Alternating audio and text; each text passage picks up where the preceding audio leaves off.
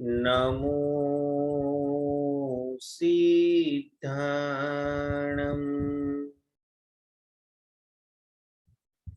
नमो आयर्याणम्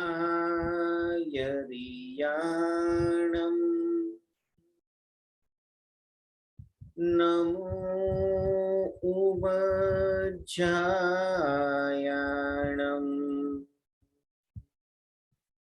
नमो लोये सब्बसाहुणम्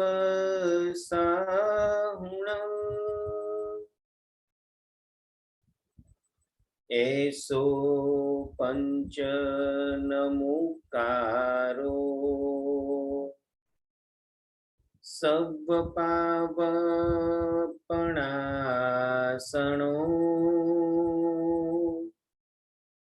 मंगलाणं च सर्वेसे पदमं हवै मंगलम्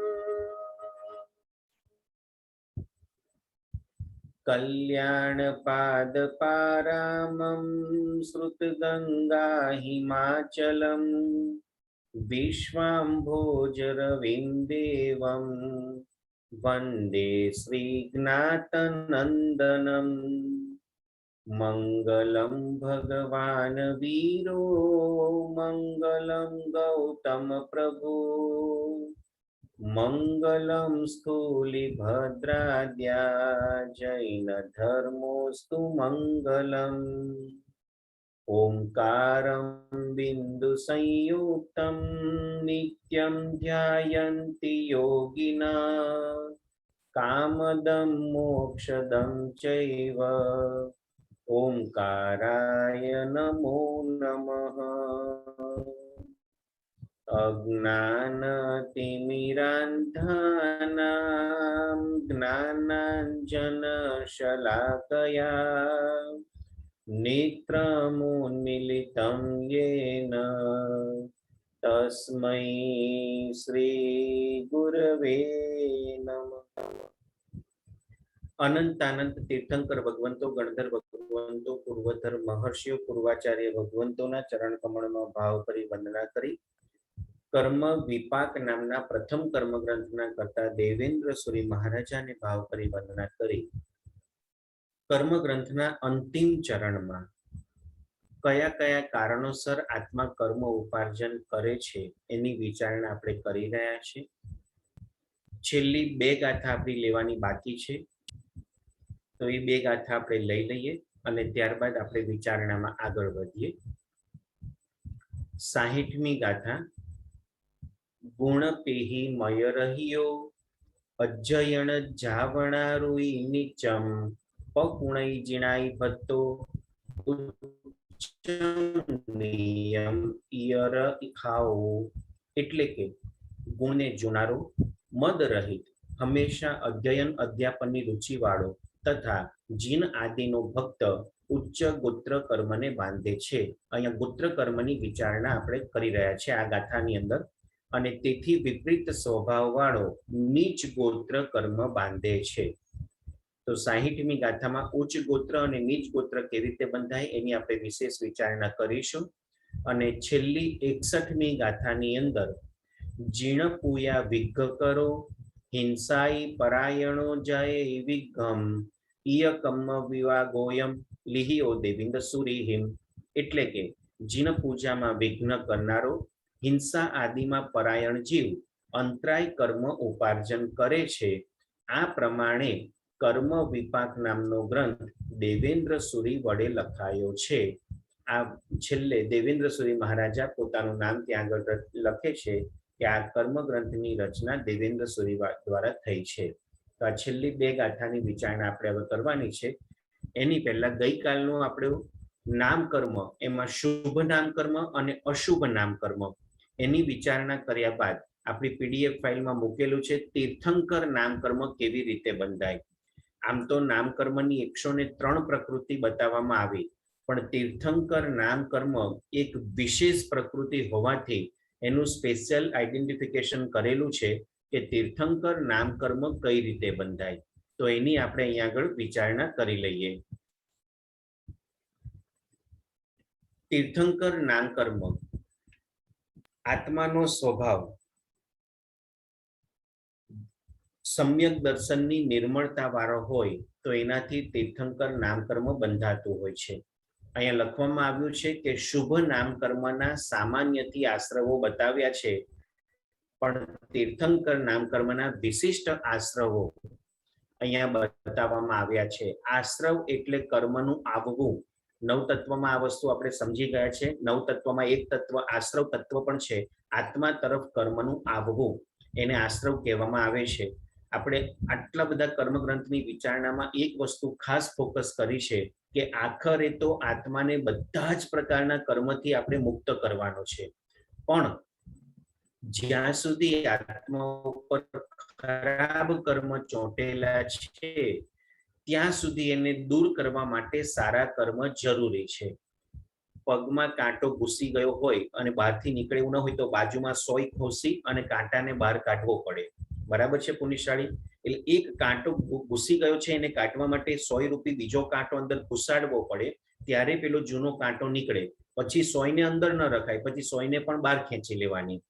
એ જ રીતે જ્યાં સુધી આત્મા ઉપર ખરાબ કર્મ અશુભ કર્મ ચોંટેલા છે અને એ આત્માને ખરાબ ફળ આપી રહ્યા છે ત્યાં સુધી સારા કર્મ એ ખરાબ કર્મને દૂર કરવા માટે જરૂરી છે.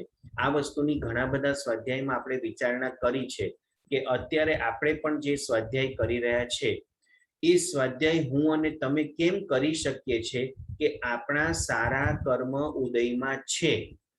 જેના અત્યારે સારા કર્મ ઉદયમાં નથી એને ખાવા પીવાની તકલીફ છે, પહેરવા ઓઢવાની તકલીફ છે, રહેવા માટેની તકલીફ છે, તો એ વ્યક્તિ અત્યારે આવા સ્વાધ્યાય કરી શકતા નથી, કારણ કે એના અશુભ કર્મ ઉદયમાં છે અને એના કારણે સારા યોગો પ્રાપ્ત થઈ શકતા નથી. એટલે એવા અશુભ કર્મના ઉદયવાળા જીવો, એક ઇન્દ્રિયથી લઈને 14 ઇન્દ્રિય સુધીના જીવોને તો મન જ નથી, એટલે એ લોકો તો આવું કોઈ સ્વાધ્યાય કરી શકવાના નથી કે વિચારી પણ નથી શકવાના. પણ પંચેન્દ્રિય જીવોમાં પણ જે તિર્યંજ ગતિને પ્રાપ્ત કરેલા જીવો છે એને મન મળેલું છે, છતાં આવા આત્મા પરમાત્માના સ્વાધ્યાય એ પણ કરી શકતા નથી, આવી સમજણ મેળવી શકતા નથી, કારણ કે એને ગતિ એવી મળી છે. હવે જેને દેવગતિ અને નરક ગતિ મળી છે એને પણ આવા સ્વાધ્યાય દુર્લભ છે. નરક ગતિમાં માત્ર દુઃખ ભોગવવાનું એટલા માટે સ્વાધ્યાય નથી કરી શકતા, તો દેવગતિમાં સુખ એક્સ્ટ્રીમ લેવલનું છે, એના કારણે એમને પોતાના આત્માની ચિંતા થતી નથી. જે સુખ મળ્યું છે ભોગવી લો. હા, કોઈક દેવી દેવતા એવા હોય છે કે જે આવા ભૌતિક સુખોમાં પણ પોતે આત્મચિંતન કરે છે અને આત્મચિંતન કરતા હોવાથી પ્રભુની દેશના સાંભળવાનું મન થાય છે. પણ અસંખ્ય દેવી દેવતાઓમાંથી ગણ્યા ગાંઠિયા આંગળીના વેઢે ગણી શકાય એટલા દેવી દેવતાને જ આવા સ્વાધ્યાય કરવાનું મન થતું હોય છે. મનુષ્ય લોકની જો વિચારણા કરીએ તો અબજો મનુષ્ય ધરતી ઉપર અત્યારે જીવી રહ્યા છે. એમાંથી કેટલા મનુષ્યને પોતાના આત્માની ચિંતા હશે પુણ્યશાળી? જો આપણે વિચારીએ તો બહુ જ ઓછા 0.001% કદાચ એવા હશે કે જેને પોતાના આત્માની ચિંતા હશે, અને એ આત્માની ચિંતા હશે જેને આર્ય દેશ મળ્યો હશે, આર્ય કુળ મળ્યું હશે. એવી બધી અનુકૂળ સામગ્રીઓ પ્રાપ્ત થયા પછી પણ જે જીવોને આટલી બધી અનુકૂળતા મળ્યા પછી પણ સ્વાધ્યાય કરવાનું મન ન થાય. સ્વાધ્યાય એટલે એવું નથી કહેતો કે આપણા સ્વાધ્યાયમાં જ જોડાય. સ્વનો અધ્યાય, પોતાના આત્માનું ચિંતન, એને આપણે સ્વાધ્યાય કહીએ છીએ. તો એવા પોતાના આત્માનું ચિંતન કરનાર જીવો કેટલા, અને એ ચિંતન આવ્યા પછી એ પ્રમાણેનું જીવન જીવી શકવા માટેનો પુરુષાર્થ કરનારા જીવો કેટલા. આ બધું જ જો વિચારણા કરીએ તો આપણને એમ લાગે કે લાખો કરોડો વ્યક્તિની અંદર ગણ્યા ગાંઠિયા સેંકડો વ્યક્તિની ગણતરી કદાચ એમાં મૂકી શકાય, હજારોમાં પણ કદાચ આંકડો ન પહોંચે એટલા જ વ્યક્તિ ખરેખર પોતાના આત્માનું ચિંતન કરતા હશે અને આ બધી જ કર્મની આધિ વ્યાધિ ઉપાધિમાંથી છૂટવા માટેનો પ્રયત્ન કરતા હશે. એટલે કહેવાનો હેતુ એ છે કે આ બધું અશુભ કર્મના ઉદયના કારણે, મોહનીય કર્મના જોરના કારણે સાચી સમજણ પ્રાપ્ત થવી દુર્લભ છે અને સમજણ પ્રાપ્ત થયા પછી એના પ્રમાણેનું આચરણપૂર્વકનું જીવન જીવવું મુશ્કેલ ભર્યું છે. એટલે બહુ જ રેર કેસમાં એવા વ્યક્તિઓ છે કે જે પોતે સ્વાધ્યાયમાં આગળ વધી રહ્યા છે, આત્મકલ્યાણના ચિંતનમાં આગળ વધી રહ્યા છે. તો કહેવાનો જે ભાવાર્થ હતો મારો એ હતો કે અશુભ કર્મના જ્યાં સુધી ઉદય હોય, મોહનીય કર્મનું જ્યાં સુધી જોર દેખાતું હોય ત્યાં સુધી જીવને આત્માની ચિંતા થતી નથી, આત્મા અને પરમાત્માની વાતો સાંભળવી ગમતી નથી અને એ પ્રમાણેનું જીવન વ્યવહાર કરવો એને રૂચતો નથી હોતો. એટલે એ અશુભ કર્મને તોડવા માટે, અશુભ કર્મને દૂર કરવા માટે શુભ કર્મના આશ્રવ જરૂરી છે. અને એટલે જ નવ તત્વની અંદર પુણ્ય તત્વને ઉપાદેય તત્વની અંદર ગણતરી કરવામાં આવી છે. પાપ કર્મ તો છોડવા જેવું છે, પુણ્ય પણ નિશ્ચય દ્રષ્ટિથી જોવા જઈએ તો છોડવા જેવું છે, કારણ કે પુણ્ય કર્મ પણ આત્મા ઉપર ચોંટેલું હશે ત્યાં સુધી આત્માનો મોક્ષ થવાનો નથી. બરાબર છે પુણ્યશાળી? પરંતુ આપણે જો વિચારણા કરીએ તો અત્યારે સંસારના વ્યવહારની અંદર આપણે બધા રહ્યા છીએ, સંસારના વ્યવહારો બધા અત્યારે આપણા ચાલી રહ્યા છે. તો વ્યવહાર ધર્મથી વિચારણા કરીએ તો પુણ્ય કર્મ જરૂરી છે, ઉપયોગી છે, પાપ કર્મને ઠેલવા માટે, દૂર કરવા માટે. પછી જેવું પાપ કર્મ તૂટી જશે, છૂટી જશે, પછી પુણ્યને પણ તોડવાનું છે, પુણ્યને પણ છોડવાનું છે અને આત્માને શુદ્ધ બુદ્ધ નિરંજન નિરાકાર સ્વરૂપમાં પ્રગટાવવાનો છે. એટલા માટે આપણે અત્યારે વિચારણા કરી રહ્યા છીએ કે નામ કર્મની અશુભ પ્રકૃતિ અને શુભ પ્રકૃતિ. તો અશુભને તો તોડવાની જ છે, શુભને એટલા માટે જરૂરી છે કે અશુભને જલ્દી તોડી શકીએ. અને જેવી આપણી અશુભ પ્રકૃતિ છૂટી જશે, શુભ પ્રકૃતિમાંથી પણ આપણે મુક્ત થવાનું છે. આ બંને વિચારણા કર્યા પછી હવે તીર્થંકર નામ કર્મના આશ્રવો કયા કયા છે, એટલે કેવા પ્રકારની પ્રવૃત્તિ આપણી થાય તો તીર્થંકર નામ કર્મ બંધાય, એની વિચારણા અહીંયા આપણને દેવેન્દ્ર સુરી મહારાજા સમજાવી રહ્યા છે કે તીર્થંકર નામ કર્મના આશ્રમમાં સમ્યક દર્શનની નિર્મળતા, જેટલું વધુ ને વધુ સમ્યક દર્શન નિર્મળ થાય એટલું તીર્થંકર નામ કર્મ આપણને વધુ ને વધુ બંધાતું જાય. પછી એ નિકાચિત બંધ સ્વરૂપે કરી શકીએ કે કેમ, એ આત્માના પોતાના પુરુષાર્થ ઉપર આધાર રાખે છે. પરંતુ સમ્યક દર્શનની નિર્મળતા આવે એટલે તીર્થંકર નામ કર્મ આપણા આત્મ પ્રદેશો ઉપર ચોંટવા માંડે. હા, બની શકે કે ભોગવ્યા વગર પણ એ આત્મ પ્રદેશો ઉપરથી છૂટું પણ પડી જાય, પણ જો નિકાચિત કરી લઈએ તો અવશ્ય એ તીર્થંકર સ્વરૂપ આપી અને પછી જ જાય. બીજા નંબરે વિનય સંપન્નતા, એટલે ઉચ્ચમાં ઉચ્ચ વિનયવાન આત્મા હોય એવો આત્મા તીર્થંકર નામ કર્મ બાંધી શકે. આપણે આપણા જીવનમાં વિચાર કરવાનો છે, જોવાનું છે કે મારી અંદર વિનયતા કેટલી છે, હું કેટલા વિનય ગુણથી યુક્ત છું, કે ક્યાંક મને અહંકાર સતાવે છે, ક્યાંક મારો ઈગો મને નડે છે, સમાજની અંદર, વ્યવહારની અંદર, ધાર્મિક સ્થાનોની અંદર મારી જે પોસ્ટ છે એ પોસ્ટના પ્રમાણે મને ઈગો સતાવી રહ્યો છે. તો વિચારવાની જરૂર છે કે હજી આપણી વિનય સંપન્નતા આવી નથી, અને વિનય ગુણ નથી આવ્યો તો તીર્થંકર નામ કર્મ તરફ આપણે આગળ વધી શકતા નથી. એટલે વિનય ગુણની સંપન્નતા જેને પ્રાપ્ત થાય એવા આત્માઓ તીર્થંકર નામ કર્મ બાંધતા હોય છે. ત્યારબાદ ત્રીજા નંબરનું અંદર વિચારણા કરવામાં આવી કે કોઈ પણ જાતના શીલ વ્રતની અંદર અતિચારો ન લાગવા જોઈએ. એટલે બ્રહ્મચર્ય વ્રત એનું આપણે નિયમ કરવો જોઈએ, એનું પાલન કરવું જોઈએ, અને બ્રહ્મચર્ય વ્રતને પ્રતિજ્ઞા કર્યા પછી એમાં ક્યાંય પણ અતિચાર ન લાગવા જોઈએ, એમાં ક્યાંય છૂટછાટ લેવાની વાત મૂકી નથી. મન વચન કાયાથી નિર્મળતાપૂર્વક બ્રહ્મચર્ય વ્રતનું પાલન કરવું, એનાથી પણ તીર્થંકર નામ કર્મ બંધાતું હોય છે. તો આ વસ્તુની પણ આપણે વિચારણા કરીએ કે કાયાથી તો કદાચ એનો ભંગ આપણે બહુ નથી કરતા, પણ માનસિક રીતે ખરાબ ફોટાઓ જોવા દ્વારા, ખરાબ પિક્ચરો, ક્લિપિંગ્સ, મૂવી એવું બધું જોવા દ્વારા, ખરાબ દ્રશ્યો જોવા દ્વારા આપણા મનની અંદર એવા વિકાર ભાવની જાગૃતિ થતી હોય છે કે જેના કારણે આપણા શીલ વ્રતની અંદર અતિચાર લાગી જાય. તો કોઈ પણ પ્રકારે એમાં અતિચાર ન લાગે એવા નિર્મળ બ્રહ્મચર્યના સ્વામી જે આત્માઓ હોય એને પણ આ તીર્થંકર નામ કર્મ બંધાવવાની શક્યતાઓ રહેતી હોય છે. પ્રતિક્ષણ જ્ઞાનનો ઉપયોગ રાખવો એટલે કે આપણા આત્માનો જે ઓરિજિનલ સ્વભાવ છે એ જ્ઞાન દશા છે. જ્ઞાન અને દર્શન એ આત્માના મૂળભૂત ગુણો છે અને એની અંદર સતત જાગૃતિ રહેવી કે હું અનંત જ્ઞાનમય અનંત દર્શનમય છું અને એના કારણે મારે ક્યાંય બીજે ભટકવાની જરૂર નથી. મારા આત્માની જ્ઞાન દશાને મારે ઉજાગર કરવી છે, જાગૃત કરવી છે. એવા આત્મ સ્વભાવની અંદર લીનતા એને પ્રતિક્ષણ જ્ઞાનનો ઉપયોગ કહેવામાં આવે. તો એવા આત્મ સ્વભાવની અંદર સ્થિર જે આત્માઓ હોય એ પણ તીર્થંકર નામ કર્મ નિકાચિત કરી શકતા હોય છે. ત્યારબાદ સંવેગને ધારણ કરવો, ક્યાંય પણ વિભાવ દશામાં જવું નહીં, એનાથી પણ તીર્થંકર નામ કર્મ બંધાવવાની શક્યતાઓ રહેતી હોય છે.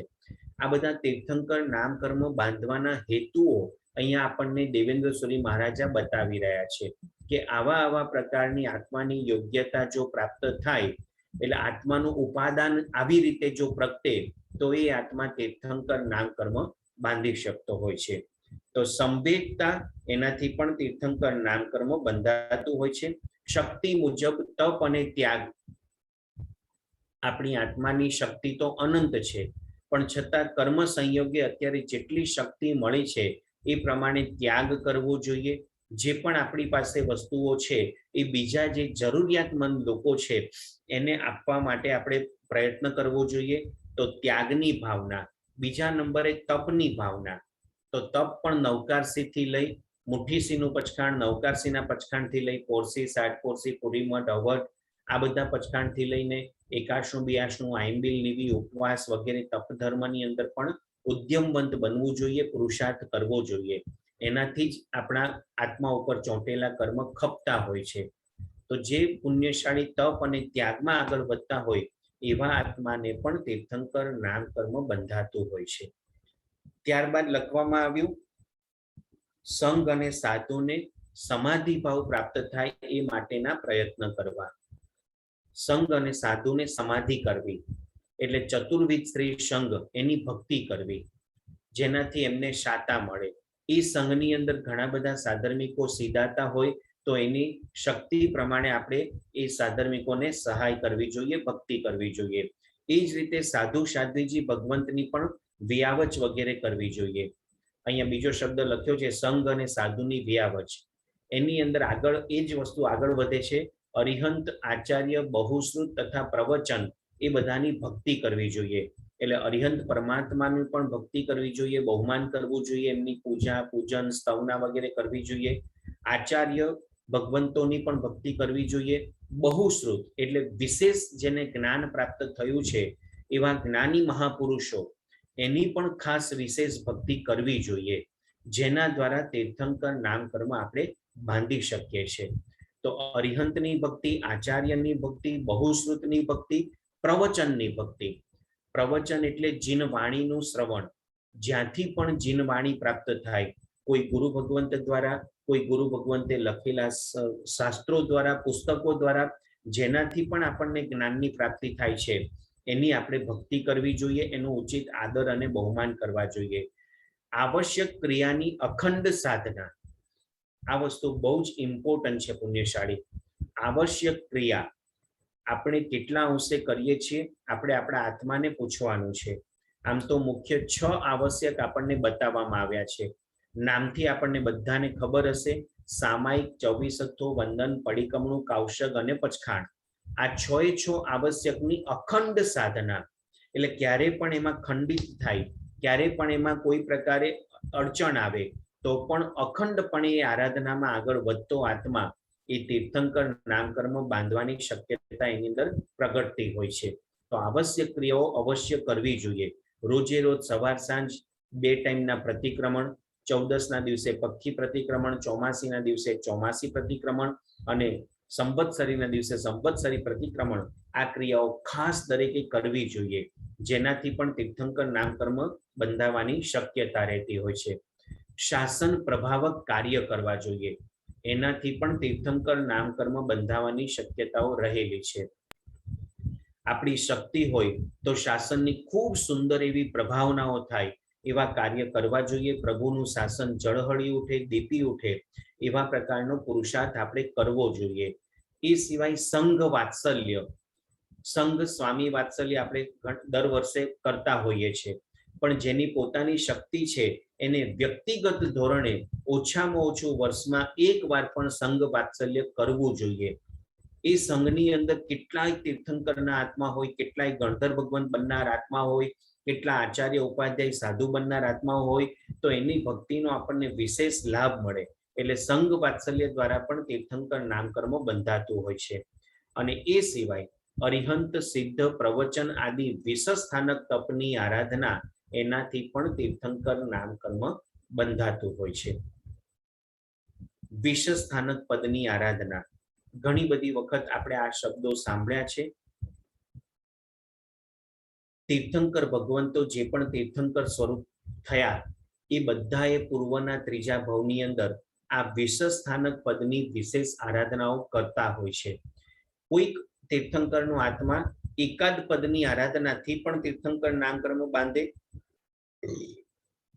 કોઈક તીર્થંકરનો આત્મા 2, 4, 5 પદની આરાધનાથી પણ તીર્થંકર નામકર્મ નિકાચિત કરે, અને કોઈક આત્મા 20 પદની સરસ આરાધના કરવા દ્વારા પણ તીર્થંકર નામકર્મ બાંધતા હોય છે.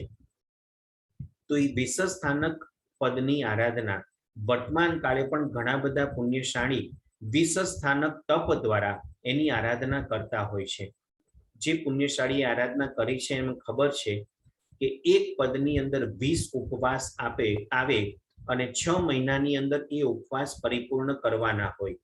અને એની સાથે સાથે જે પદની આરાધના હોય એની નૌકારવાળી ગણવી, એના ખમાસમણા દેવા, જાપ કરવા, સાથિયા વગેરે કરવા, ફળ નિવેદ ચડાવવા, આવી વિશેષ કક્ષાની આરાધના દ્વારા વિષસ્થાનક પદની આરાધના થતી હોય છે.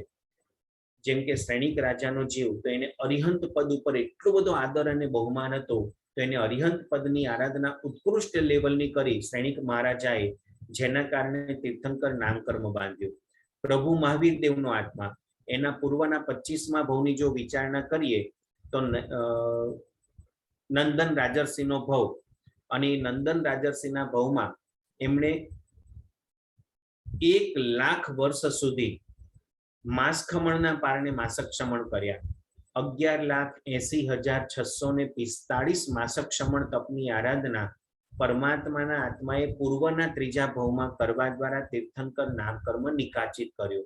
તો તપ પદની વિશેષ આરાધના કરી અને એના કારણે તીર્થંકર નામકર્મ નિકાચિત કર્યો. સંભવનાથ પ્રભુજી, એમને પૂર્વના ત્રીજા ભવની અંદર ચતુર્વિધ શ્રી સંઘની ભક્તિ કરવા દ્વારા, એટલે પ્રવચન પદ કહેવાય, ચતુર્વિધ શ્રી સંઘ એટલે પ્રવચન પદમાં આવે, અને પ્રવચન પદની વિશેષ આરાધના સાધના કરવા દ્વારા તીર્થંકર નામકર્મ નિકાચિત કર્યો. એમ દરેક તીર્થંકરના આત્માઓ પૂર્વના ભવની અંદર આ વિષસ્થાનક પદમાંથી કોઈક ને કોઈક પદની વિશેષ આરાધના કરવા દ્વારા તીર્થંકર નામકર્મ નિકાચિત કરતા હોય છે. આ બધી નામકર્મની પ્રકૃતિ છે. તીર્થંકર નામકર્મ એ પણ નામકર્મની જ એક પ્રકૃતિ છે. પરંતુ એ તીર્થંકરપણું પ્રાપ્ત થવું અને એના દ્વારા ધર્મતીર્થની સ્થાપના થવી, અને એ ધર્મતીર્થની સ્થાપના અવિચ્છિન્નપણે આગળ વધે, ચતુર્વિધ શ્રી સંઘ એની ભક્તિમાં આગળ વધે, એ પ્રકારે આટલું બધું પ્રકૃષ્ટ પુણ્ય ઉપાર્જન થવું, એ આવા બધા પ્રવૃત્તિ દ્વારા, આવા બધા કાર્યો દ્વારા આત્મા તીર્થંકર નામકર્મ બાંધતો હોય છે. એનું વિવેચન અહીંયા દેવેન્દ્ર સૂરી મહારાજા આપણને સમજાવી રહ્યા છે. આને પણ શુભ પ્રકૃતિમાં જ મૂકી શકાય. નામકર્મની શુભ પ્રકૃતિ, એમાં તીર્થંકર નામકર્મ આવતું હોય છે. તો આ રીતે છઠ્ઠી પ્રકૃતિ અહીંયા આગળ સમજાવવામાં આવી કે નામકર્મ કઈ રીતે આત્માને બંધાય છે. હકીકતમાં આત્મા અનામી છે, અરૂપી છે, પણ છતાં નામકર્મના કારણે એને રૂપ પણ પ્રાપ્ત થાય છે અને કોઈક ને કોઈક નામ પણ પ્રાપ્ત થાય છે. આ બધી કર્મ પ્રકૃતિની દશાઓ છે. આખરે તો આપણે બધામાંથી મુક્ત થવાનું છે. અશુભ નામ કર્મમાંથી તો દૂર થવાનું છે, છેલ્લે શુભ નામ કર્મમાંથી પણ દૂર થવાનું છે અને આત્માના અરૂપી સ્વરૂપને આપણે પ્રગટાવવાનું છે. બરાબર છે પુણ્યશાળી? એના પછીની પ્રકૃતિ ગોત્ર કર્મની પ્રકૃતિ. એમાં ઉચ્ચ ગોત્ર અને નીચ ગોત્ર બે પ્રકારના ભેદ ગોત્ર કર્મમાં બતાવવામાં આવ્યા છે. તો ઉચ્ચ ગોત્ર કર્મ શેનાથી બંધાય? બીજાના ગુણોને જોવાથી અને બીજાના દોષો પ્રત્યે ઉદાસીન ભાવ કેળવવાથી. એટલે બીજાના દોષો નહીં જોવા, એને બોલવા નહીં, કોઈ જગ્યાએ વખોડવા નહીં, પણ બીજાના ગુણોની પ્રશંસા કરવી કે આની અંદર આવા ગુણો સરસ રહેલા છે. તો બીજાના ગુણો જોવા અને બીજાના દોષ નહીં જોવા. એ જ રીતે એનું રિવર્સ વિચારીએ તો આપણા દોષ જોવાના અને આપણા ગુણોને આપણે બહાર નહીં લાવવાના. બીજા કોઈ આપણા ગુણગાન કરે વસ્તુ અલગ છે, પણ હું આવો છું, મારી અંદર આટલા બધા ગુણો છે, એવું ક્યારેય કરવું નહીં. એને આત્મશ્લાઘા કહેવામાં આવે. એટલે બીજાના ગુણ જોવા, પોતાના ગુણ નહીં જોવા. બીજાના દોષ નહીં જોવાના, પોતાના દોષ જોવાના કે મારી અંદર હજી કેટલા બધા દોષ રહેલા છે, મારે એને દૂર કરવા જોઈએ. મદ રહિતપણું એટલે કે અભિમાન ન કરવો. અભિમાન કરીએ તો નીચ ગોત્ર કર્મ બંધાય. એ પરમાત્મા મહાવીર દેવના જીવન ચરિત્રમાં આપણે જોઈ ગયા છે કે ત્રીજા ભવની અંદર, મરીચીના ભવની અંદર પરમાત્માએ પોતાના કુળનું અભિમાન કર્યું. કુળ એ પિતાની પરંપરાનું જે વારસો હોય એને કુળ કહેવાય અને માતાના તરફથી જે વારસો મળે એને જાતિ કહેવાય. એટલે કુળ અને જાતિ અલગ છે. આપણને લગભગ એવી જ ખબર છે કુળ જાતિ બધું એક સરખું જ કહેવાય, પણ જાતિ એ માતાના વારસામાં મળેલી સંપત્તિ કહેવાય અને કુળ એ પિતાનું કહેવાય. એટલે પિતાના કુળનું અભિમાન મરીચીને થયું કે મારા દાદા તીર્થંકર, મારા પિતા ચક્રવર્તી અને અમે પણ ભવિષ્યમાં વાસુદેવ વગેરે ચક્રવર્તી પણ વગેરે પામીશું, તીર્થંકર થઈશું, તો મારું કુળ કેટલું બધું મોટું, એનું અભિમાન કર્યો અને પરમાત્માએ નીચ ગોત્ર કર્મ બાંધ્યો. તો કેટલા બધા ભવ સુધી પરમાત્માએ નીચ ગોત્ર કર્મ તરીકે જન્મ ધારણ કરવા પડ્યા. એટલે ક્યારે પણ કુળનું, જાતિનું, જ્ઞાનનું, પૈસાનું, એનું બધાનું અભિમાન કરવું જોઈએ નહીં. 8 જાતના મદ શાસ્ત્રમાં બતાવ્યા છે, એનાથી આપણે દૂર રહેવું જોઈએ. તો જે મદ રહિતપણું હોય એટલે કે અભિમાન ન કરે એને ઉચ્ચ ગોત્ર બંધાય, જે અભિમાન કરે એને નીચ ગોત્ર બંધાય. એટલે મદ રહિતપણું એ આપણને ઉચ્ચ ગોત્ર કર્મ બંધાવે. ત્યારબાદ અધ્યયન અધ્યાપનની અંદર રત રહેવું એટલે ભણવું અને ભણાવવું, એનાથી પણ ઉચ્ચ ગોત્ર કર્મ બંધાય. જેટલો પ્રયત્ન થાય એટલો સમ્યક જ્ઞાનનો પ્રચાર અને પ્રસાર કરવો, આપણાથી શક્ય એટલું જ્ઞાન બીજાને આપવું ને આપણે નવું નવું જ્ઞાન મેળવવા માટે પ્રયત્ન કરવા, એનાથી પણ ઉચ્ચ ગોત્ર કર્મ બંધાતું હોય છે. ત્યારબાદ સ્વયં ભણવું, બીજાને ભણાવવા અર્થાત એનું ચિંતન કરવું, બીજાને વ્યાખ્યાન કરવું, જેની કેપેસિટી હોય એ બીજાને પ્રવચન વગેરે આપવા દ્વારા બીજાને ધર્મ પમાડે, સાચો માર્ગ પમાડે. પણ એના માટે પોતે જાતે પહેલા અભ્યાસ કરવો પડે. જ્ઞાન ન હોય અને પ્રવચન આપવા બેસી જાય તો ઉત્સુત્ર પ્રરૂપણા થવાની શક્યતાઓ છે અને એટલા માટે પ્રોપર પોતે અભ્યાસ કરવો અને પછી બીજાને એ ધર્મના અભ્યાસમાં જોડવા જોઈએ. જ્ઞાન અને જ્ઞાની પ્રત્યે તીવ્ર બહુમાન ભાવ. આપણને કદાચ જ્ઞાન ચડતું ન હોય પણ બીજા જે ભણતા હોય, ભણાવતા હોય એનો ઉચિત બહુમાન કરવું, એને સપોર્ટ કરવો, એનાથી પણ ઉચ્ચ ગોત્ર કર્મ બંધાતું હોય છે.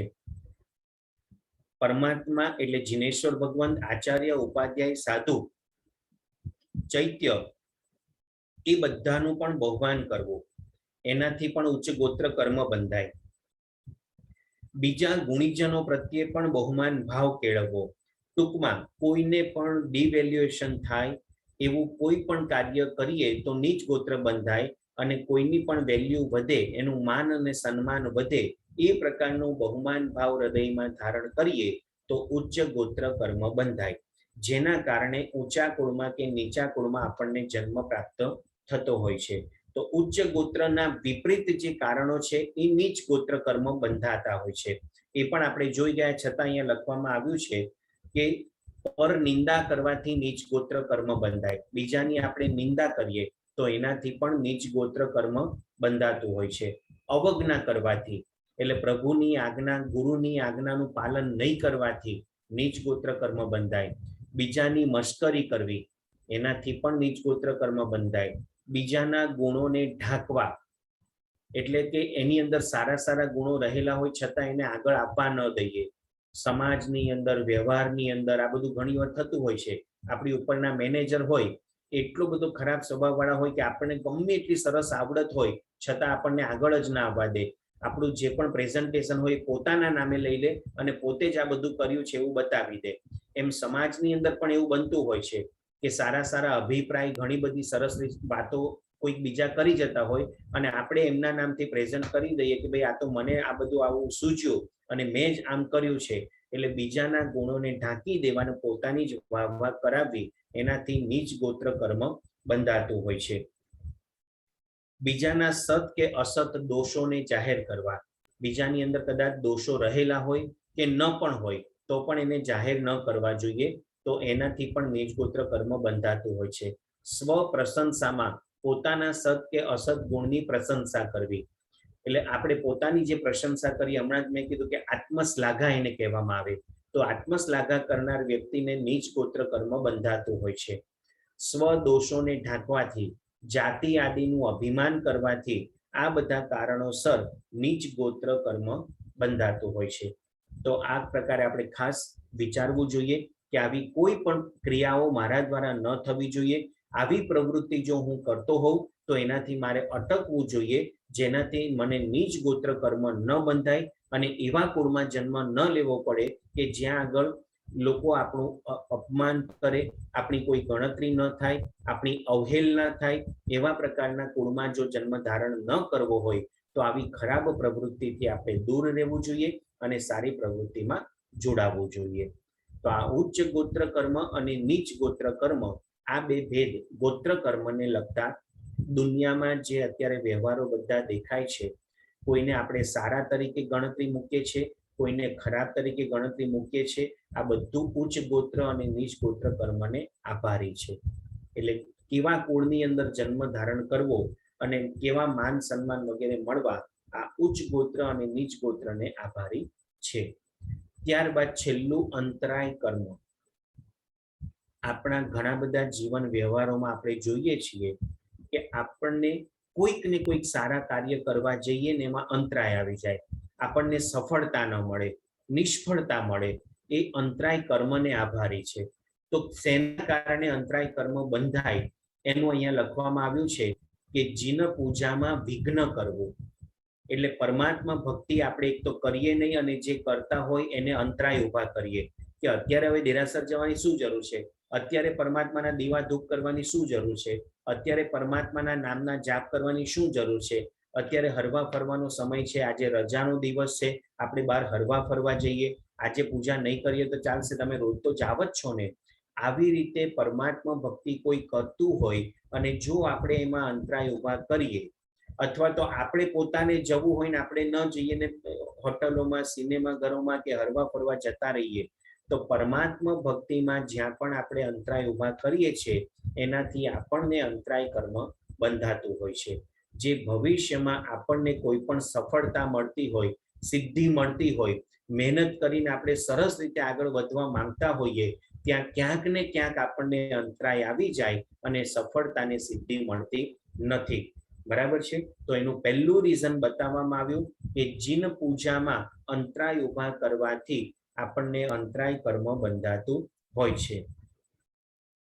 સાવધ્ય દોષયુક્ત છે માટે ગૃહસ્થે પણ ન કરવી વગેરે દેશના આદિથી જીન પૂજાનો નિષેધ કરવાથી, આ જે કાઉન્સની અંદર લખેલું છે એની અંદરનો વિચાર કરતા એમ લાગે છે કે કોઈ પરમાત્માની અભિષેક પૂજા કરતું હોય, કોઈ પરમાત્માની સરસ મજાના ફૂલોથી શણગાર વગેરે કરતું હોય, પુષ્પ પૂજા વગેરે, તો એમાં કેટલી બધી હિંસા છે, કેટલા બધા પાપ રહેલા છે. પાણીના એક ટીપામાં અસંખ્ય જીવ, પરમાત્માને આટલું બધું પાણીથી અભિષેક કરો તો કેટલો બધો દોષ લાગે. એક ફૂલમાં પણ એક જીવ રહેલો છે તો આટલા બધા ફૂલોની અંગરચના કરવાથી કેટલું બધું પાપ લાગે. માટે ક્યારેય જીન પૂજા કરવી જોઈએ નહીં. એવા પ્રકારની પ્રવૃત્તિ કરવાથી પણ આપણને અંતરાય કર્મ બંધાતા હોય છે. એટલે ખાસ આપણે પોતે આપણી પોતાની જે પણ માન્યતા હોય એ વસ્તુ અલગ છે, પણ બીજા કોઈ પરમાત્માની ભક્તિ કરતા હોય તો એમાં અંતરાય કરવા જોઈએ નહીં. આપણે હિંસા, જૂઠ, ચોરી, મૈથુન અને પરિગ્રહમય સંસારમાં જ જીવન જીવી રહ્યા છે. જીવન વ્યવહારની અંદર કેટલી બધી હિંસાઓ આપણે કરીએ છીએ. એક દિવસ નાહ્યા વગર આપણને ચાલતું નથી, અને એ નાહવા માટે આપણે કેટલા પાણીનો બગાડ કરીએ છીએ, એમાં આપણને હિંસા દેખાતી નથી. અને પ્રભુજી ઉપર 2 ની બદલે 3 કળશ કરવા દ્વારા જો અભિષેક કરીએ તો આપણને એમાં હિંસા દેખાય કે આટલું બધું પાણીના જીવોની હિંસા કરો છો, કેટલું બધું પાપ લાગે. આપણે ખાવા પીવામાં ક્યાંય બાંધછોડ કરતા નથી. એક શાકથી આપણને ચાલતું નથી, 2 શાક તો જોઈએ જ, ફરસાણ તો જોઈએ જ, મીઠાઈ તો જોઈએ જ, સલાડ વગેરે તો ખાવા જ જોઈએ. એમાં હિંસા દેખાતી નથી. અને પરમાત્માની પૂજામાં પુષ્પ ચડાવવામાં આપણને હિંસા દેખાય. તો આ વસ્તુ અહીંયા જ્ઞાની મહાપુરુષો સમજાવી રહ્યા છે કે જ્યાં સુધી આપણું જીવન હિંસામય છે, જ્યાં સુધી આપણે હિંસામય જીવન જીવી રહ્યા છે, ત્યાં સુધી પ્રભુ ભક્તિમાં ઉચિત જે દ્રવ્યો વાપરવાના શાસ્ત્રમાં બતાવ્યા છે, પરમાત્માની અભિષેક પૂજા, પુષ્પ પૂજા, ધૂપ પૂજા, દીપક પૂજા વગેરે અષ્ટપ્રકારી પૂજા, એમાં આપણે હિંસાનો પ્રચાર કરી અને પરમાત્માની પૂજાઓ અટકાવવી જોઈએ નહીં. કોઈ સરસ ભક્તિ કરતું હોય તો એને અટકાવાય નહીં, નહીતર આપણને એમાં અંતરાય કર્મ બંધાતા હોય છે. હા, આપણે પોતે આ સંસારના હિંસામાંથી મુક્ત થઈ જઈએ અને સંપૂર્ણતયા હિંસા મુક્ત એવા સાધુ સાધ્વી જીવન અંગીકાર કરી લઈએ તો પછી આપણે પરમાત્માની અભિષેક પૂજા, પુષ્પ પૂજા કરવાની આવતી નથી. આપણા એક પણ સાધુ કે સાધ્વીજી ભગવાન ક્યારે પણ પરમાત્માની અભિષેક પૂજા, પુષ્પ પૂજા કે આપણે જે પણ ધૂપ, દીપ, અક્ષત, ફળ વગેરે કરીએ છીએ એમાંની એક પણ પૂજા સાધુ સાધ્વીજી ભગવત કરતા નથી. એમના માટે પછી એનું લેવલ અપ થઈ જાય છે. એમને ભાવ પૂજામાં આગળ વધવાનું છે, ભાવ ભક્તિમાં આગળ વધવાનું છે, એટલા માટે એમનું લેવલ ચેન્જ થાય છે. પણ આપણે જ્યાં સુધી શ્રાવક શ્રાવિકા તરીકે છીએ અને સંસારના વ્યવહારની અંદર હિંસામય જીવન જીવીએ છીએ ત્યાં સુધી પ્રભુ પૂજાનો નિષેધ કરવાનો નથી. એટલે પ્રભુ પૂજાનો આ રીતે પણ જે નિષેધ કરે એને પણ અંતરાય કર્મ બંધાય અને ભવિષ્યમાં એ કર્મ ઉદયમાં આવતા આપણા જીવનમાં જે પણ માર્ગે આગળ વધવું છે, જ્યાં મહેનત કરીને સફળતા પ્રાપ્ત કરવી છે, એમાં છેલ્લા ટાઈમે કોઈક ને કોઈક અડચણ વગેરે આવી જાય અને આપણને એમાં સફળતા મળતી નથી. બરાબર છે? તો આ રીતે અંતરાય કર્મ બાંધવું જોઈએ નહીં. ત્યારબાદ હિંસા, અનૃત ભાષણ, સ્તૈન્ય, અબ્રહ્મ અને પરિગ્રહ, રાત્રિ ભોજન વગેરે દ્વારા પણ આપણને અંતરાય કર્મ બંધાતું હોય છે. એટલે આ 5 મહાવ્રતોની સામે 5 દોષો બતાવ્યા. પહેલું પ્રાણાતિપાત વિરમણ વ્રતની બદલે હિંસા બતાવવામાં આવી કે હિંસા કરીએ તો અંતરાય કર્મ બંધાય. અનૃત ભાષણ એટલે જુઠ્ઠું બોલવું, સ્તૈન્ય એટલે ચોરી કરવી, અબ્રહ્મનું સેવન કરવું, મૈથુનનું સેવન કરવું, પરિગ્રહના પાપોની અંદર રત રહેવું અને રાત્રિ ભોજન વગેરે કરવાથી અંતરાય કર્મ બંધાતા હોય છે. એનો ત્યાગ કરવો જોઈએ. એટલે જ પ્રભુજીએ સાધુ સાધ્વીજી ભગવંતો માટે 5 મહાવ્રતની પ્રરૂપણા કરી. અહિંસા, સત્ય, અચૌર્ય, બ્રહ્મચર્ય અને અપરિગ્રહની વાતો પરમાત્માએ બતાવી અને 5 મહાવ્રતો સાધુ સાધ્વીજી ભગવંતને બતાવ્યા. અને 6થા નંબરે રાત્રિ ભોજન ત્યાગ સ્વરૂપ એ 6થું વ્રત બતાવી અને પરમાત્માએ આ બધા પાપોમાંથી આપણે બચી શકીએ અને અંતરાય કર્મ ન બંધાય એ માટે આપણને સરસ માર્ગ પ્રરૂપણા કરી છે. તો એ માર્ગ ઉપર આપણે ચાલવું જોઈએ. ત્યારબાદ કોઈ પુણ્યશાળી મોક્ષ માર્ગે આગળ વધતું હોય તો એમાં ક્યાંય અંતરાય ન નાખવા, મોક્ષ માર્ગમાં વિઘ્ન ન કરવા. એટલે કોઈ આવા સરસ સ્વાધ્યાય વગેરે કરતું હોય, કોઈ સામાયિક પ્રતિક્રમણ વગેરે કાર્ય કરતું હોય, કોઈ ઉપદાન તપની આરાધના કરતું હોય, કોઈ તપશ્ચર્યા કરતું હોય, કોઈ તીર્થયાત્રા વગેરે કરતું હોય, ટૂંકમાં મોક્ષ માર્ગે જવાના અસંખ્ય દ્વારો છે. એમાંથી કોઈ પણ પ્રકારે કોઈ આત્મા જો એમાં આગળ વધતો હોય તો એમાં આપણે વિઘ્ન નાખવા જોઈએ, એને અટકાવવું ન જોઈએ. એની મોક્ષ માર્ગની સાધનામાં આપણે એને અડચણ ઊભી કરીએ તો એનાથી પણ આપણને અંતરાય કર્મ બંધાઈ જાય. બરાબર છે પુણ્યશાળી? એટલે મોક્ષ માર્ગમાં ક્યારે પણ વિઘ્ન કરવા જોઈએ નહીં. સાધુ ભગવંતોને ભાત, પાણી, ઉપાશ્રય, ઉપકરણ, ઔષધિ આદિ પ્રાપ્ત થતું હોય તો એમાં અટકાવવા ન જોઈએ. સાધુ ભગવાનને ગોચરી પાણી વગેરે સહજતાથી પ્રાપ્ત થાય એવા પ્રયત્ન કરવા જોઈએ. પણ કોઈ એક સાધુ ગુરુ ભગવંતોને ભાત પાણી વગેરે વોરાવતું હોય તો એને અટકાવવા ન જોઈએ કે આવા તો હવે સાધુ ભગવંતો રોજ આવ્યા કરે, રોજ ઘરમાં પધારે અને રોજ આવી રીતે રોટલી દાળ ભાત શાક બધું લઈ જાય, એમને કઈ મહેનત કરવી નથી, કઈ કમાવું નથી અને આપણે ત્યાંથી આવું બધું લઈને ખાઈ પીને જલસા કરવા છે. આવી ખોટી પ્રરૂપણાઓ કરીને કોઈ સાધુ સાધ્વીજી ભગવંતની ભક્તિ કરતું હોય તો એને અડચણ ઊભી કરવી જોઈએ નહીં, નહીતર એનાથી પણ આત્મા અંતરાય કર્મ ઉપાર્જન કરતો હોય છે. અને જે અંતરાય કર્મ ઉદયમાં આવે તો એમાં પણ 5 ભેદ બતાવવામાં આવ્યા: દાનાંતરાય, લાભાંતરાય, ભોગાંતરાય, ઉપભોગાંતરાય અને વીર્યાંતરાય. તો એવા પ્રકારે આત્માની શક્તિઓ બધી રૂંધાઈ જાય. આપણી દાન દેવાની ઘણી બધી ઈચ્છા હોય છતાં કંજુસાઈ એટલી બધી આવી જાય કે પૈસાનું પણ દાન આપી શકીએ નહીં. આપણને એટલા મોટા મોટા લાભ થવાની શક્યતાઓ હોય પણ આપણું લાભાંતરાય કર્મ ઉદયમાં આવે જેનાથી આપણને લાભ થઈ શકે નહીં. ઘણી બધી મહેનત કરીએ, ઘણો બધો પુરુષાર્થ કરીએ. આજે આપણે ઘણી બધા કમ્પ્લેન કરીએ છીએ, હું આટલી બધી મહેનત કરું છતાં કેમ પરિણામ દેખાતું નથી? એ લાભાંતરાય કર્મ ઉદયમાં છે જેના કારણે આપણને ફળ મળતું નથી. એ જ રીતે ભોગાંતરાય અને ઉપભોગાંતરાય. ભોગવવા યોગ્ય વસ્તુઓ ઘણી બધી હોય, ઉપભોગને યોગ્ય ખાવા પીવાની વસ્તુઓ ઘણી બધી હોય, પણ એ ખાવા પીવાની વસ્તુઓ, ભોગવવાની વસ્તુઓને આપણે ભોગવી શકીએ નહીં.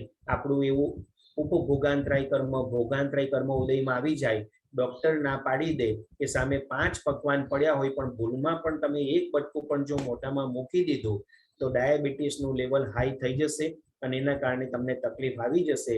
એટલે સામે ગમે એટલી ખાવા પીવા યોગ્ય સામગ્રી હોય, ગમે એટલા સારા પહેરવા લાયક કપડા વગેરે હોય, આપણે પહેરી શકીએ નહીં કારણ કે શરીરમાં સ્કિન ડિસીઝ એવા થયા હોય, ડોક્ટર ના પાડી દે તમારે બહુ જ પાતળા કપડા, કોટન વસ્ત્ર જ પહેરવાના. એનાથી જો બીજા કપડા ટેરીકોટન સારા વસ્ત્ર પહેરવા ગયા તો શરીરના તમારા ચામડીના રોગ વધી જશે.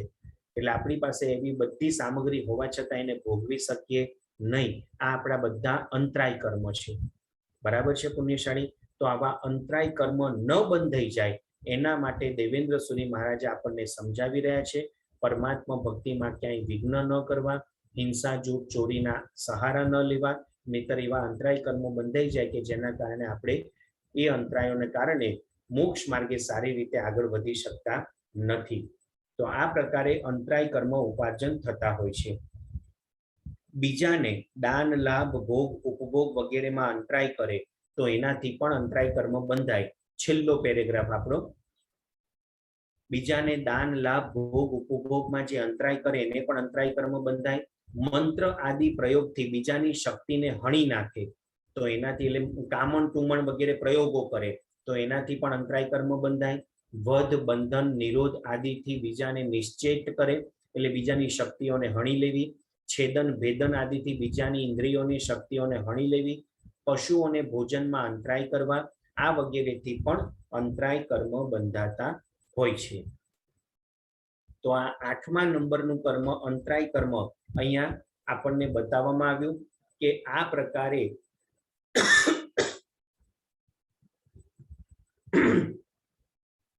અલગ અલગ પ્રકારની પ્રવૃત્તિઓ દ્વારા આત્મા અલગ અલગ પ્રકારે કર્મના બંધ કરતો હોય છે અને એના કારણે આત્મા સંસારમાં ભટકતો હોય છે.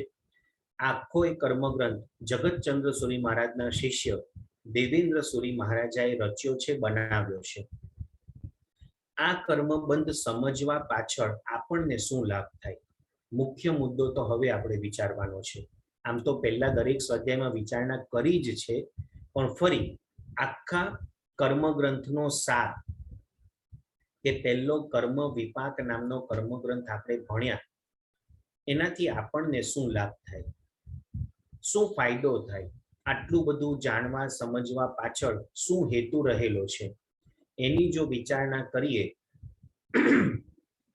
તો અહીંયા ગુરુ ભગવંતો આપણને સમજણ આપી રહ્યા છે કે હે પુણ્યવાન, તારા શરીરમાં કોઈ પણ રોગ થયો હોય, ઘણા બધા ઉપચાર કરવા છતાં રોગ મટતો ન હોય, રોગ વધતો જતો હોય, તો એ વખતે કોઈક એવો નાડી પારખું સરસ હોશિયાર વૈદ્ય મળી જાય અને માત્ર આપણી નાડી પકડી અને આપણો રોગ પકડી પાડે કે તને કયો રોગ છે અને એનો ઉપચાર શું છે એ પ્રમાણે આપણને રોગની ખબર પડી જાય, એનો ઉપચાર મળી જાય, એના ઔષધો મળી જાય, દવાઓ મળી જાય અને ધીમે ધીમે ધીમે ધીમે દવાના પ્રયોગો કરતા જઈએ, ઔષધના પ્રયોગો કરતા જઈએ, એમ ધીમે ધીમે ધીમે ધીમે રોગમાંથી મુક્તિ મળતી જાય અને નિરોગી શરીર પ્રાપ્ત થઈ જાય તો આપણને કેવો આનંદ આવે. એમ અત્યારે અનંત જ્ઞાનમય, અનંત દર્શનમય, અનંત ચારિત્રમય, અનંત વીર્યમય એવો આપણો આત્મા અનાદિકાળથી સંસારમાં પરિભ્રમણ કરી રહ્યો છે અને એ પરિભ્રમણની અંદર અનંત જ્ઞાન હોવા છતાં મૂર્ખા તરીકેનો જન્મ આપણને મળે છે, અજ્ઞાની તરીકેનો જન્મ આપણે ભોગવવો પડે છે. અનંત જ્ઞાન હોવા છતાં એક એક અક્ષર આપણે ભણવા પડે છે. A ફોર એપલ ને B ફોર બોય આ શીખવું પડે છે, એકડો બગડો ઘૂંટવું પડે છે. આ શેના કારણે? તો પરમાત્મા વૈદ સ્વરૂપે આપણી સામે આવ્યા છે અને આપણી નસ પકડીને આપણો રોગ પારખી લીધો છે કે હે પુણ્યવાન, તે એટલા બધા જ્ઞાનાવર્ણીય કર્મો બાંધ્યા છે કે આ સંસારમાં જ્યાં ને ત્યાં તું મૂર્ખા તરીકે, અજ્ઞાની તરીકે જ્યાં ને ત્યાં અથડાઈ રહ્યો છે, ભટકી રહ્યો છે. તને જ્ઞાનાવર્ણીય કર્મ લાગેલા છે અને એ કર્મને દૂર કરવા માટે આપણને ઉપચાર પણ બતાવ્યા કે જ્ઞાન, જ્ઞાનીના સાધનો, જ્ઞાન ઉપરનું બહુમાન ભાવ, એનો તું આદર અને સત્કાર કર. એનાથી તારા જ્ઞાનાવર્ણીય કર્મ દૂર થતા જશે, તારી અંદર રહેલું અનંત જ્ઞાન પ્રગટતું જશે અને એક વખત એવો આવશે કે તારું સંપૂર્ણતયા જ્ઞાન પ્રગટી જશે. એ જ રીતે તું બહેરો બને છે, મૂંગો બને છે, બોગડો બને છે, આંધળો બને છે, શરીરમાં પેરાલિસિસ થઈ જાય છે, ઊંઘ આવે છે, આ બધું દર્શનાવર્ણીય કર્મના કારણે થઈ રહ્યું છે. એટલે રોગ પકડાઈ ગયો, એનો ઉપચાર પણ બતાવ્યો કે દર્શન અને દર્શનીના જે ઉપકરણો છે એનો તું આદર અને સત્કાર કર, બહુમાન ભાવ ધારણ કર. ખોટું માર્ગે આગળ વધવાની બદલે સાચો માર્ગ પકડ. આ રીતે સાચો માર્ગ, સાચું દર્શન આપણને બતાવ્યું અને એ માર્ગે જે આગળ વધ્યા એનો અનંત દર્શન નામનો ગુણ પ્રગટ થઈ ગયો. એ જ રીતે મોહનીય કર્મના કારણે તું મૂંઝાઈ રહ્યો છે, તારી આત્માની વિતરાગ અવસ્થા છે, છતાં રાગ અને દ્વેષમાં તું ફસાયો છે. એની પાછળ મોહનીય કર્મ કારણભૂત છે. તું જો વિતરાગ ભાવને પ્રગટાવવા માંગતો હોય તો રાગ અને દ્વેષથી તું મુક્ત થઈ જા. આ સંસારમાં ક્યાંય મૂંઝાવા જેવું નથી, ક્યાંય ખેંચાવા જેવું નથી. ગમે એટલા પ્રલોભન તારી સામે આવે, તારે એમાં રાગ અને દ્વેષ કરવા જેવા નથી, તો તારી વિતરાગતા પ્રગટી જશે, અનંત ચારિત્ર તારું પ્રગટી જશે. તારો આત્મા સચ્ચિત આનંદમય સ્વરૂપ છે. આપણે બોલીએ છીએ સચ્ચિદાનંદી સિદ્ધ સ્વરૂપી અવિનાશી મારો આત્મા છે. તો એ સચ્ચિત અને આનંદ શું છે એ તને ખ્યાલ જ નથી. તું સંસારના સુખ અને દુઃખમાં અટવાયો છે, ક્યારેક સુખની અનુભૂતિ તો ક્યારેક દુઃખની અનુભૂતિ. આ બધું વેદનીય કર્મના કારણે છે. એ વેદનીય કર્મમાંથી મુક્ત થઈ જા તો તારું સચ્ચિત અને આનંદ સ્વરૂપ જે આત્માનું ઓરિજિનલ સ્વરૂપ છે એ અનંત આનંદ તારો આત્માનો પ્રગટી જશે અને એના દ્વારા તું અનંત આનંદને વેદી શકીશ. તો આ રીતે વેદનીય કર્મમાંથી તું મુક્ત થા. તું અનામી છે, અરૂપી છે, છતાં નામ અને રૂપની પાછળ પાગલ બન્યો છે. એ બધું જ તારા નામ કર્મને આભારી છે. જો નામ કર્મથી દૂર થઈ જઈશ તો અનામી અરૂપી સ્વરૂપ તારું આત્માનું પ્રગટી જશે. સમાજમાં ક્યાંક માન મળે છે, ક્યાંક અપમાન થાય છે, ક્યાંક તારો યશ ફેલાય છે તો ક્યાંક અપયશ પણ મળે છે. આ બધું નામ કર્મને આભારી છે. જો તું નામ કર્મથી મુક્ત થવા માટે પુરુષાર્થ કરીશ, પ્રયત્ન કરીશ તો તારી અનંત અરૂપી સ્વરૂપ, અનંત અનામી સ્વરૂપ આ બધું તારું પ્રગટી જશે અને એના કારણે તારા આત્માને ક્યાંય હવે શરીર ધારણ નહીં કરવું પડે. અને શરીર ધારણ નહીં કરવું પડે એટલે ખાવા પીવાની પડોજણમાંથી મુક્ત થઈ જઈશ. ઉઠવું, બેસવું, હરવું, ફરવું, ખાવું, પીવું, સૂવું આ બધું નામ કર્મને આભારી છે. એ નામ કર્મમાંથી સંપૂર્ણતયા મુક્ત થતા હવે કોઈ આહાર વર્ગના પૂતગલો લેવાની જરૂર નથી, ખાવાની જરૂર નથી, આહારની એટલે નિહારની પણ જરૂર નથી, મળમૂત્ર ત્યાગની પણ વાત નહીં આવે, થાક નહીં લાગે. શરીર છે એટલે થાક લાગે છે, શરીર જ નહીં મળે એટલે આત્મ પ્રદેશો શુદ્ધ સ્વરૂપમાં પ્રગટી જશે, એવું અરૂપીપણું તને પ્રગટ થઈ જશે. તું ઊંચા કુળમાં જન્મ લે છે, નીચા કુળમાં જન્મ લે છે, આ બધું ગોત્ર કર્મને આભારી છે. જો ગોત્ર કર્મમાંથી તું મુક્ત થઈ જઈશ તો તારું અગુરુ લઘુપણું, આત્માનો જે ઓરિજિનલ ગુણ છે, અગુરુ લઘુપણું, આત્મા ભારે પણ નથી, હલકો પણ નથી, છતાં અત્યારે ઉચ્ચ કર્મ અને નીચા કર્મને કારણે આત્મા ક્યારેક નીચા કુળમાં જન્મ લે છે, ક્યારેક ઊંચા કુળમાં જન્મ લે છે. એમાંથી મુક્ત થઈ અગુરુ લઘુપણું આપણું પ્રગટી જશે. એટલું નહીં, આત્મા અક્ષય સુખનો માલિક છે, અવ્યાબાદ સુખનો માલિક છે, છતાં આયુષ્ય કર્મને કારણે થોડાક વર્ષો સુધી એક આયુષ્યમાં રહે અને પછી પાછું બીજી ગતિમાં એને જવું પડતું હોય છે. જો આયુષ્ય કર્મમાંથી મુક્ત થઈ જઈએ તો કાયમ માટે સિદ્ધ શિલા ઉપર આપણે સ્થિર થઈ જઈએ, પછી ત્યાંથી એક પણ ગતિમાં, મનુષ્ય ગતિ, દેવગતિ, તિર્યંજ ગતિ, નરક ગતિ, એક પણ ગતિમાં જન્મ ધારણ કરવા નહીં પડે. અને ત્યાં અમુક સમય સુધી કમ્પલસરી રોકાવું પડે, અમુક સમય પછી કમ્પલસરી એ ભાવને આપણે છોડવો પડે, એવું કશું જ નહીં થાય. આયુષ્ય કર્મનો સંપૂર્ણ ક્ષય થતા અક્ષય સુખની અંદર આપણે કાયમ માટે સ્થિર થઈ જઈશું. અને છેલ્લા નંબરે અંતરાય કર્મ. તારી અનંત શક્તિ છે, તું ધારે તો એક આંગળીની ટોચે આખી દુનિયાને આમથી આમ ફેરવી શકે એટલી બધી શક્તિ છે, છતાં અત્યારે ઝાડ ઉપર રહેલું પાંદડું પણ આપણાથી તૂટતું નથી. એની પાછળ અંતરાય કર્મ જવાબદાર છે. તો એ અંતરાય કર્મમાંથી મુક્ત થતા અનંત અનંત અવ્યાબાદ સુખ તારું પ્રગટી જશે. અને એના કારણે અનંત કાળ માટે, શાશ્વત કાળ માટે તું એ અનંત જ્ઞાન, દર્શન, ચારિત્ર, અનંત અવ્યાબાદ સુખની અંદર તું માલતો રહીશ, અનંત શક્તિનો તું માલિક બની જઈશ.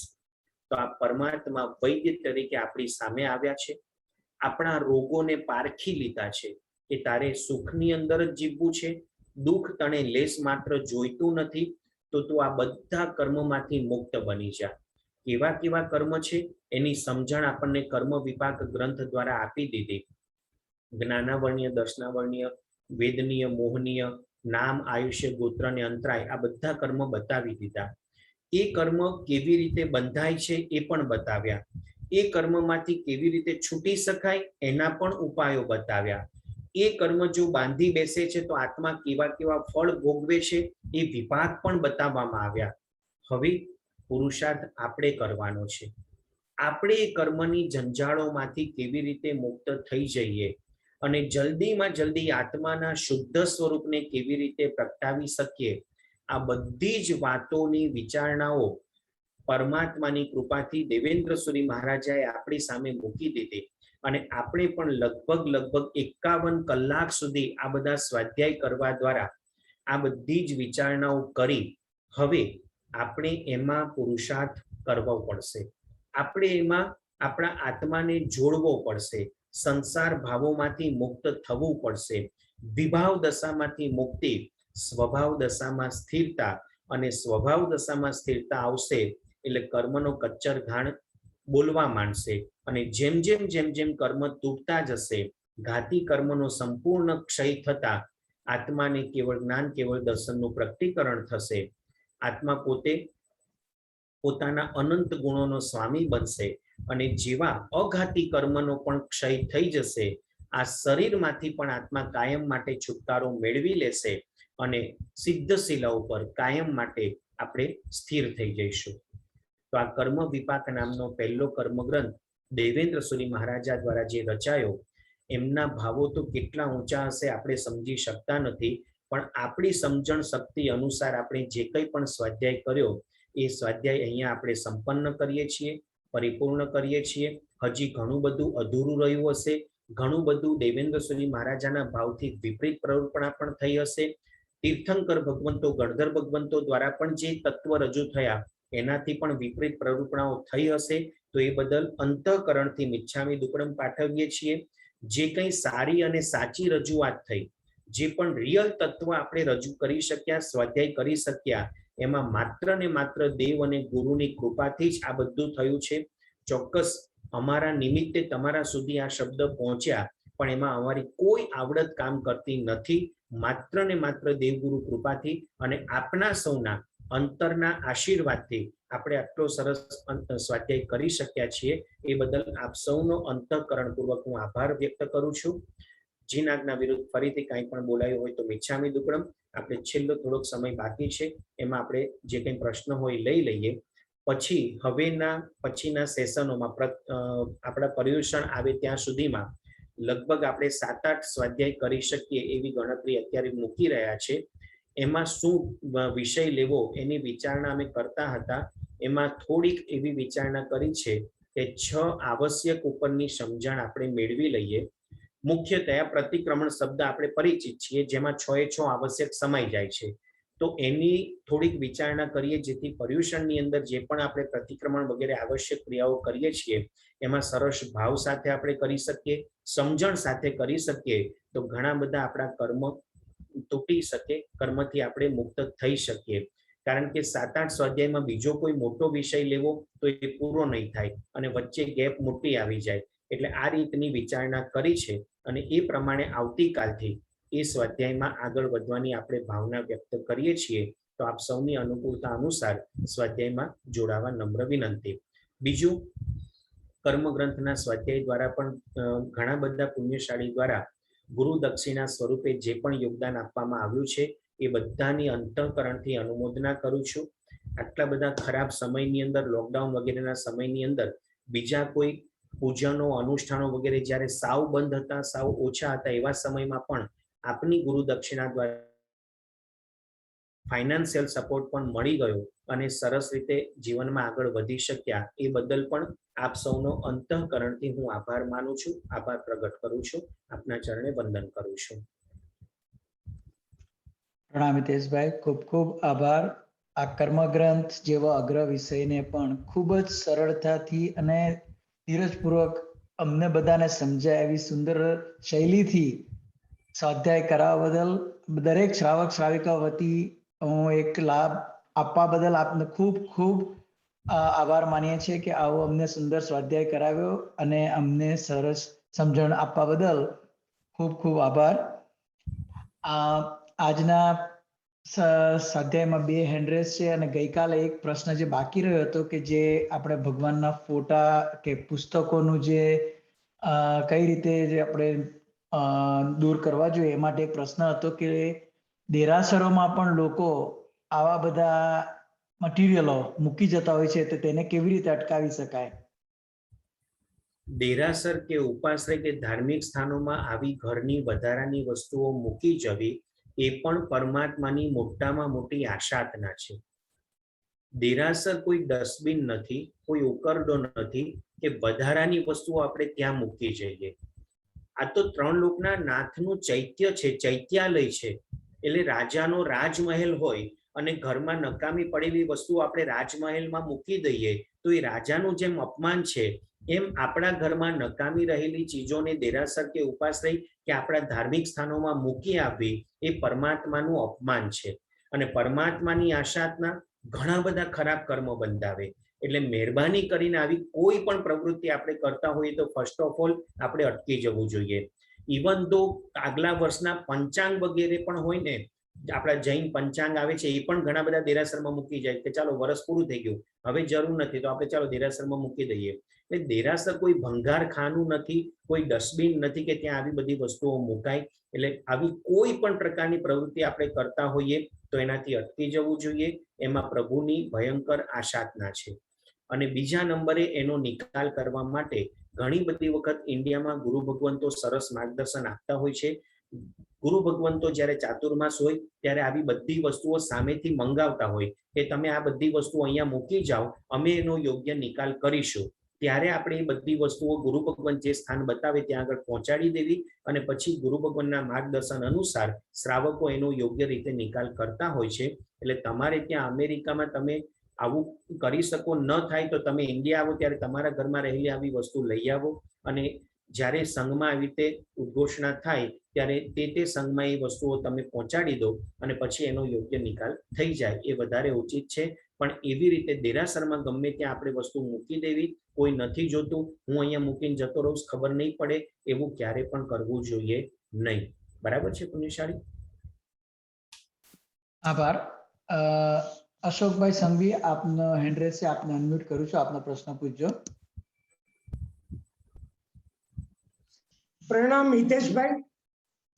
આપણે જે તીર્થંકર નામ કર્મમાં શીલ વ્રતમાં અતિચારનો અભાવ માં આપશ્રીએ જે બ્રહ્મચર્ય વિશે કીધું, પરંતુ જે 12 અણુવ્રતમાં 3 ગુણવ્રત અને 4 શિક્ષા વ્રત છે એને બી શીલ વ્રત કહેવાય છે. તો એના અતિચારનો અભાવ અહીંયા આપણે ગણવાનો કે શું? જી અશોકભાઈ, આપનો પોઈન્ટ બરોબર છે. અહીંયા જે મુખ્યતયા ગણવાનું છે એ બ્રહ્મચર્ય નામનું જે ચોથું વ્રત છે એને જ આપણે ફોકસ કરીને ગણવાનું છે.